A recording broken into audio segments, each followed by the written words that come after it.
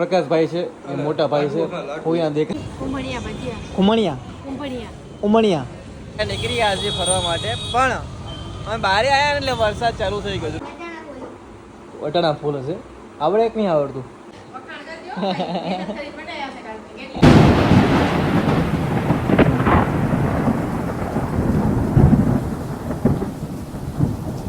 Alright Gujarati કેમ છો? સ્વાગત છે મારા ન્યૂ બ્લોગમાં, ન્યૂ વિડીયોમાં. ગાઈસ અત્યારે હું છું સુરત.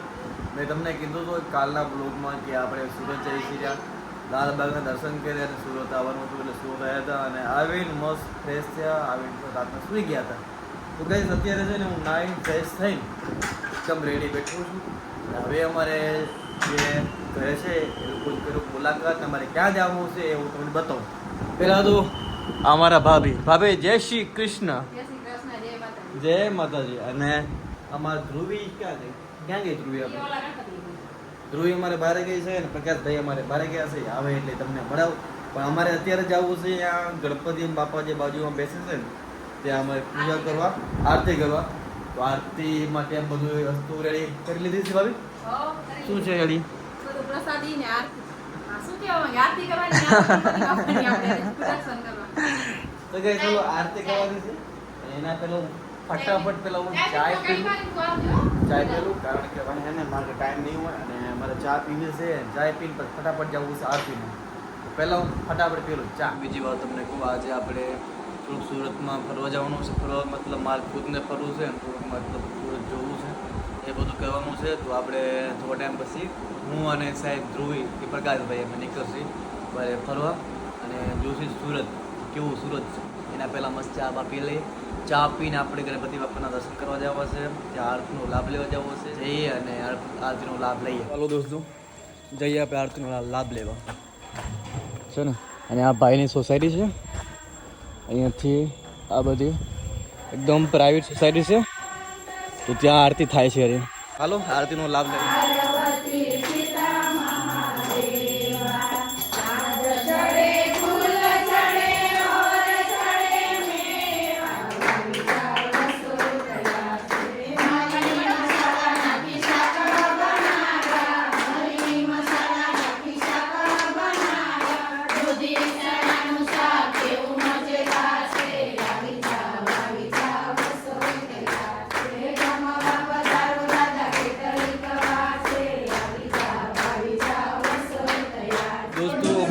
મસ્ત આરતી થઈ ગઈ.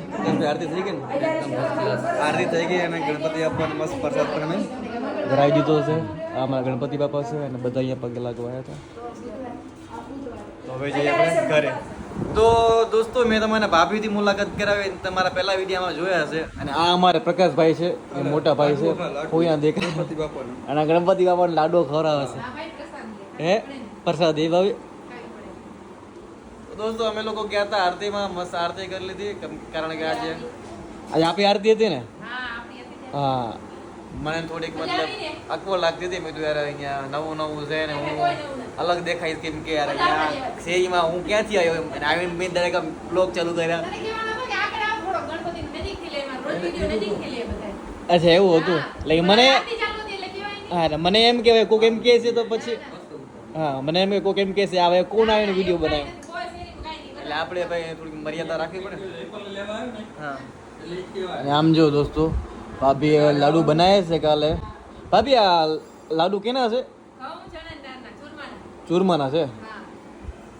હાલો આપણે ટ્રાય કરી બાપાની પ્રસાદી લઈ. ભાભીના હાથના હારા જશે. હવે કોને હશે વખાણ કરે કે હાચ જ કેસ?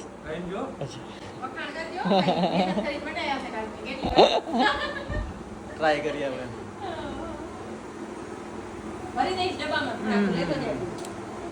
જોરદાર છે બોલો. મસ્ત ભાભી. મીઠા પણ નહીં, મોરા પણ નહીં, મીડિયમ છે. આવા હોવો જોઈએ. દોસ્તો હવે અમે લોકો જઈએ છીએ બહાર. તમને કીધું હતું કે મારે એક પ્રકાશભાઈને એક ધ્રુવે આમાં ત્રણેયમાં જે કોઈકને બેને જવાનું થશે તો હું અને પ્રકાશભાઈ જઈએ છીએ બહાર. અને આ ભાઈનું ઘર છે. તો હાલો નીકળીએ સુરત ફરવા. દોસ્તો મેં તમને કીધું ને અમારે સુરત ફરવા જવું છે. તો તો અમે લોકો જો ગણપતિ બાપાના દર્શન કરવા આવ્યા છીએ. દેખાય છે ત્યાં ગણપતિ બાપા છે. અને તમે એનું ડેકોરેશન જો દોસ્તો, અહીંયાથી લઈને આમ જો ઉપર જો બધું ફૂલ ડેકોરેશન જો. ગણપતિ બાપાની મૂર્તિ કેટલી સરસ લાગે છે.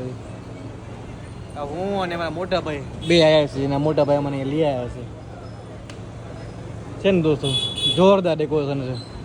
પછી બેસવાની સુવિધા જુઓ, મસ્ત સોફા બોલો અહીંયા, મતલબ બેસીને આરામ કરીને પછી તેમ દર્શન કર્યો.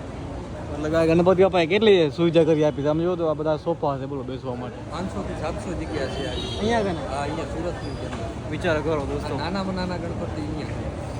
હવે આનાથી આલિશાન ને તમે ડેકોરેશન જોયું તો હજી આપણે સિટી લાઈફ બાજુ જવું પડે, ગોધરા રોડ બાજુ જવું પડે, હરાજન બાજુ જવું પડે. એમાં તમારે એક રૂમ હતો બરાબર. તમે ખાલી આમ ડેકોરેશન જોતા રહી ગયો. હું મુંબઈ ફર્યો હતો પ્રકાશભાઈ, પણ આવી સુવિધા અને આવી જગ્યા અને આ બેસવાનું આવી રીતે ક્યાંય જોવા નહીં મળ્યું. અને કહેવાય ને જગ્યાએ મળશે આપણે ગુજરાતમાં જવું જોવા મળે. હવે આપણે અહીંયાથી આગળ મોટા મંદિર જઈશું ને, આપણે મોટા મંદિરને તમે તો આજે અમારું 700-800 વર્ષ જૂનું મંદિર છે. મોટા મંદિરે તમે જાશો તો તમને આમ બધી ફૂલ સુવિધા થાય. વિચાર કરો, તમે જોઈ શકો છો કેટલું સરસ છે. અહીંયા કહેવામાં આવે છે કે આ ઉંદર મામાના કાનમાં આપણે કંઈક બોલીએ ને તો આપણી મનોકામના પૂરી થાય. તો આપણે કહી દઈએ, હાલો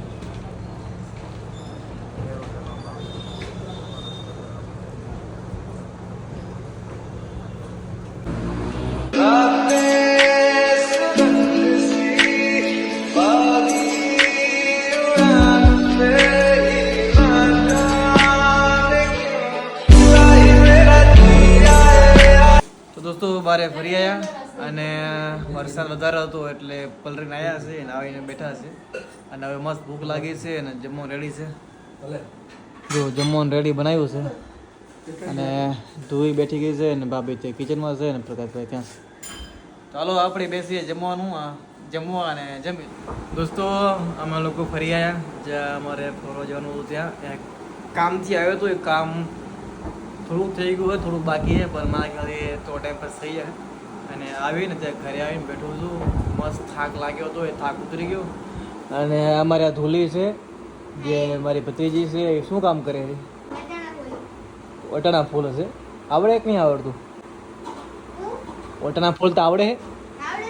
એ મારી ભત્રીજી વટાણા ફૂલ છે ને. હવે એ મને કહે છે કે આપણે બે જઈએ બારે ફરવા, વરાસા ને વરાસા.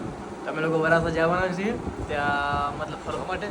અને અમારા જે ભાભી છે એ શું ખબર નહીં શું કરે રહ્યા એકલા રસોઈ કરે છે. એટલે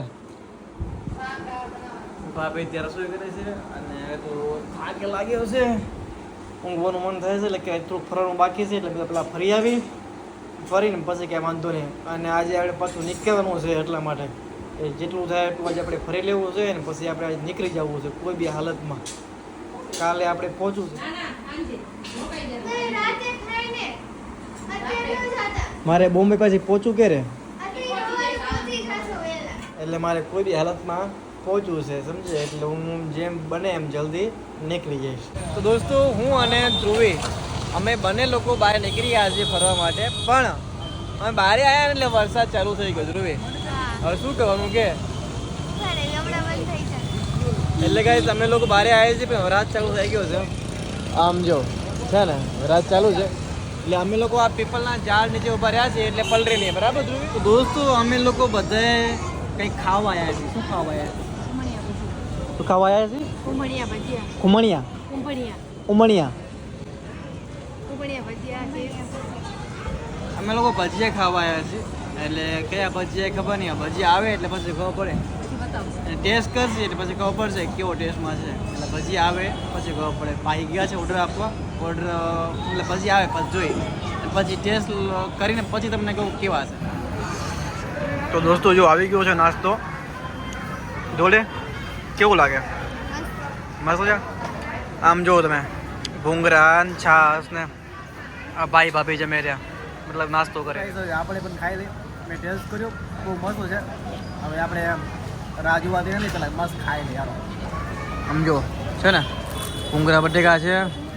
ધોલી તો ભૂંગરા બટેકા જ ખાઈ રહી અને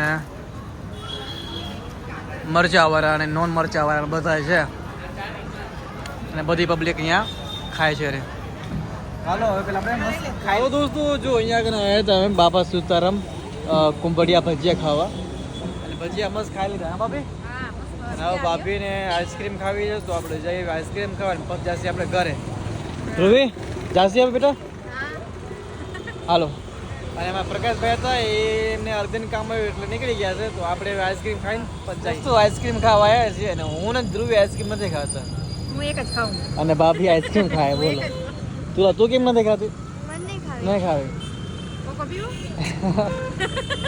તારે ભાઈ કઈ નહીં ખાવું મારે કાંઈ નહીં ખાવું હવે અમારે કાંઈ ખાવું નહીં સીધું પહોંચવું ઘરે તો દોસ્તો ઘરે પહોંચીને વાત કરી હાલો